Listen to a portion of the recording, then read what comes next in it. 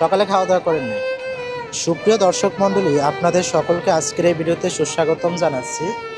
তো আজকের যে ভিডিওটা মানে আমি করতেছি, এটা এরকম ভিডিও আমি কখনো করিনি। তো হঠাৎ করে আজকের আমাদের একটা প্রোগ্রাম ছিল, প্রোগ্রামটা হলো ঢাকেশ্বরী মন্দিরে।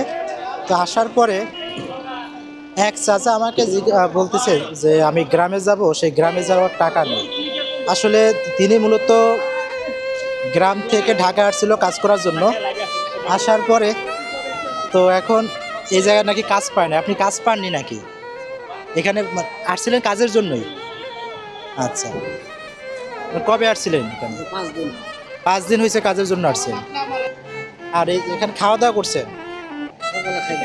সকালে খাওয়া দাওয়া করেননি। আচ্ছা, আর এখানে মানে কি কাজের জন্য আসছিলেন? কৃষিকাজের জন্য আসছিলেন। তো ঢাকায় এখানে যে কাজের জন্য নিয়ে আসছে, সে কাজ দেয়নি পরে নাকি? বাটপাড়ে পাল্লায় পড়ছেন?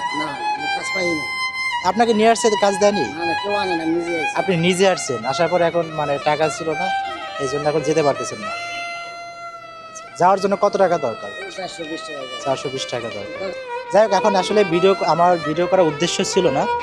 এই ভিডিও করার মূল কারণ হচ্ছে যে আসলে আমাদের এই যে পথে ঘাটে অনেক মানুষ দেখবেন বিপদে পড়ে। কারণ আমি এখানে ভিডিও করতেছি, যে কোনো মুহূর্তে আমিও মানে বিপদে পড়তে পারি। হয়তো অনেক সময় দেখা যায় কারো পকেট থেকে টাকা মানে ছিনতাই হয়ে যায়, পরবর্তীতে সেও বিপদে পড়ে।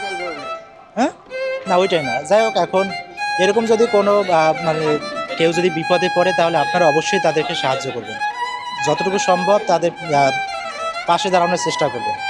আমি জানি না সে আসলে আদৌ বিপদে পড়ছে কিনা, কিন্তু তারপরে আমরা মোটামুটি আমাদের সামর্থ্য অনুযায়ী চেষ্টা করতেছি।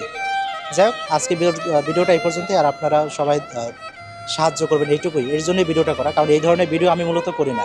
যাই, ভালো থাকবেন সবাই।